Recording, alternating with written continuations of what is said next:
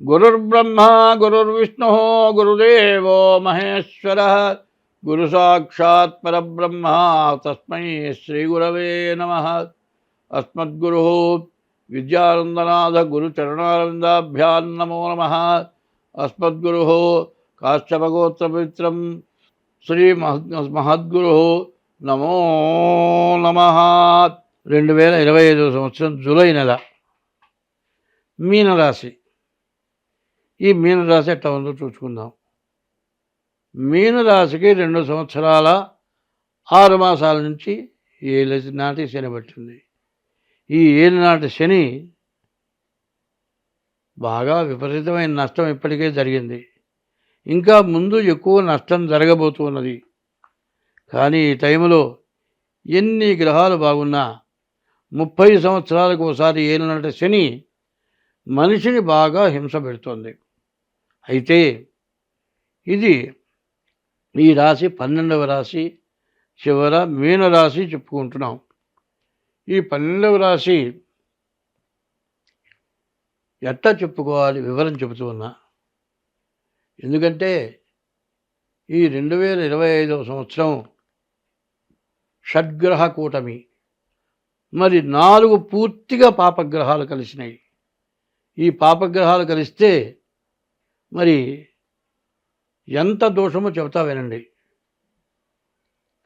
ఎండు కట్టె ఒకటే వేశామండి. అప్పుడప్పుడు కొట్టుకొని వచ్చినటువంటి చెట్లు కూడా తీసుకెళ్ళి చేశాం. దాంట్లో నెయ్యి పోసాం. ఈ పచ్చి చెట్లు కూడా భగభగ మండినాయి. అడవిలో విపరీతమైన గాలి వచ్చిందండి. ఆ గాలికి చెట్టుకు చెట్టు దాచుకొని, ఎండిపోయిన చెట్టుకు చెట్టు దాచుకొని మంట మొదలుపెట్టినాయి. ఈ మంటలో పచ్చి చెట్లు కూడా మండిపోయినాయి.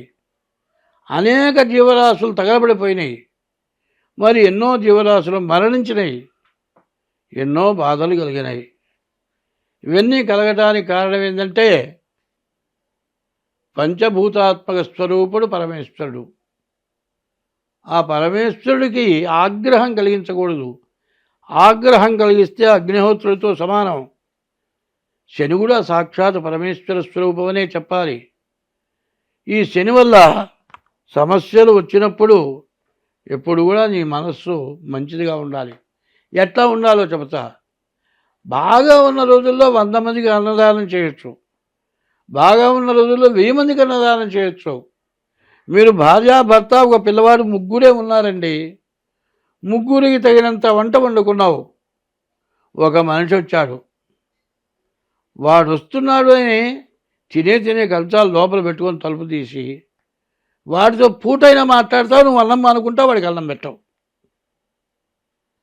దానికంటే 1000 మందికి అన్నదానం చేసిన దానికంటే ముందు వాడి కడుపు నిండా అన్నం పెట్టి మిగిలిన వాళ్ళు ముగ్గురు కూడా తలా అంత తగ్గించుకుంటే ప్రాణం పోదు, చచ్చిపోరు. ఆకలి తీరుతుంది. తన పని తను చేసుకోగలుగుతారు. మిగిలింది కదా అని తినగలిగిన దానికంటే ఎక్కువ తింటే ఎక్కువ ఆయాసం, తక్కువ తింటే ఏ పనైనా చేయగలుగుతాం. ఒకరికి పెడితే ఇంకా మంచి పని చేయగలుగుతాం. ఇట్లాంటి దానం అన్నదానము కన్నా అధిక దానము లేదు. అన్నదానాన్ని మించిన అధిక దానం లేదు. తల్లిదండ్రుల కన్నా దైవమేరి, తల్లిదండ్రులను మించిన దైవం లేదు. సత్యశీలత కన్నా జగతీ తపం వేది. సత్యం చెప్పటం, శీలత, నీ నుంచి ఎవరికి అపకారం జరగకుండా ఉంటాం. జగతిలో తపస్సు లేదు. దయ కంటే ఎక్కువ ధర్మం ఏది? దయ ఎట్లా ఉండాలి? ప్రాణం పోయే టైంలో అన్ని నీళ్లు పోస్తేనే ప్రాణం పోతుంది. అటువంటి ఏ జీవరాశికైనా మరి కపము నిండుకొని వస్తుంది. అప్పుడు ఆ కాసి నీళ్లు పోస్తే అది పెద్ద దయ. దయ కంటే ఎక్కువ ధర్మం ఏది? సుజన సంగతి కన్నా చూడ లాభం వేది. మంచిని చూసిన దానికంటే వేరే లేదు. సుజన సంగతి కన్నా చూడ లాభం వేది. క్రోధము కన్నా శత్రుత్వం ఏది? మనం ఎవరితో విరోధం పెట్టుకున్నంత శత్రుత్వం ఇంకోటి లేదు. అంగనామణి కన్నా భినవ మణి ఏది? నవరత్నాలు ఉన్నాయి. 10వ రత్నం నారీ రత్నం. ఆడమనిషిని జాగ్రత్తగా చూసుకోవాలి. అంగనామణి కన్నా భినవ మణి ఏది? రుణము కంటెను నరునకు రోగమేది, అప్పుని మించిన రోగం లేదు. ధరణి అపకీర్తి కంటెను నరకమేది, అపకీర్తిని మించిన నరకం లేదు. సర్వదా కీర్తి కంటెను స్వర్గమేది, సర్వలోకాభిరామ శ్రీరంగధామ. ఇటువంటి పద్యాలు ఎన్నో ఉన్నాయి. ఏమిటి? విద్య చాలా విశేషమైందిట. ఆ విద్య ఏం చేస్తుంది? ఎక్కడికి వెళ్ళినా బతకడానికి దారం ఉపయోగపడుతుంది. ఆస్తి అయితే అన్నదమ్ములు పంచుకుంటారు, మించిన ఆస్తి అయితే రాజులు స్వాధీనం చేసుకుంటారు. విపరీతమైన విద్యను ఎవడు స్వాధీనం చేసుకోలేడు. ఆ విద్య వల్ల ఎంతమందికో ఎంతో మేలు జరుగుతుంది. మరి ఎంతోమందికి ఎంత ఖర్చు పెట్టినా, ఎంతమందికి విద్య చెప్పినా, ఎన్ని దేశాలకు వెళ్ళినా, ఎంతమందికి మేలు చేసినా నీ విద్య మాత్రం కరిగిపోదు. బంగారం అయితే కరిగిపోతుంది, ఆస్తి అయితే అమ్ముకుంటే పోతుంది, ఆస్తి ఎవరైనా స్వాధీనం చేసుకుంటే పోతుంది, నీ విద్య పోయేది కాదు. ఈ విద్య ఎటువంటిది? నీవు బతుకున్నంత వరకు ఎంతోమందికి ఎంతో ఉపకరించడమే కాక, నీవు పోయిన తర్వాత నీ శిష్యులు ఏమంటారు? మా గురువుగారి దయ వల్ల నేను ఇంతవరకు వచ్చానంటాడు.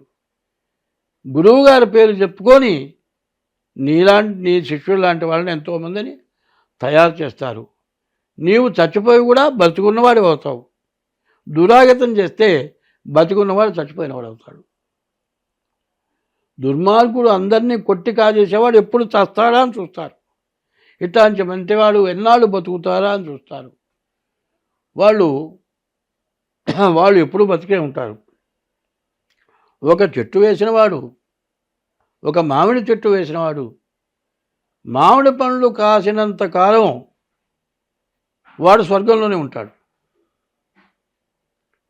కొనుక్కొచ్చి దానం చేసిన వాడికంటే ఒక మామిడి చెట్టు వేసి వృక్షమై కొన్ని వేల కాయలు పండుతుంటే వాటిని జనం తింటూ ఉంటే వాడికి మళ్ళీ పునర్జన్మ లేదు. విద్యని పంచిన వాడికి మళ్ళీ పునర్జన్మ లేదు.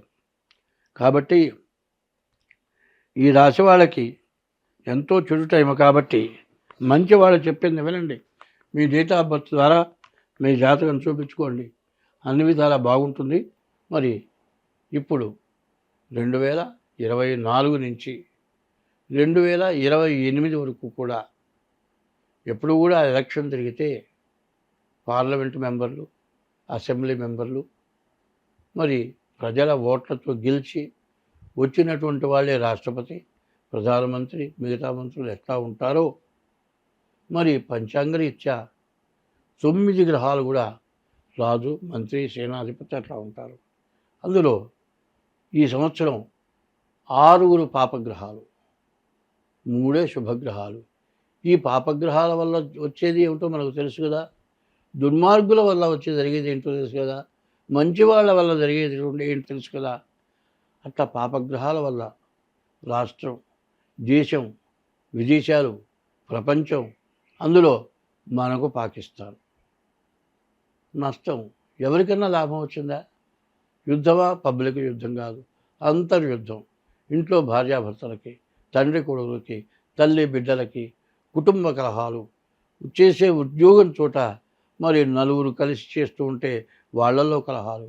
ఇట్లాంటి కలహాల వల్ల ఎవరి బ్రతుకు వాడు బ్రతకలేక మనస్సు పాడైపోయి తిన్న తిండి మనకు ఒంటికి పట్టక మనస్సు పిచ్చివాళ్ళగా తయారైపోయి అందరూ బాధలు పడుతున్నారు. అటువంటి వాళ్ళందరినీ కూడా యక్కర్తా జగతాం భర్త సంహర్త మహసాం నిధి ప్రణమామి తమాదిత్యం బహిరంతస్తమోపహం.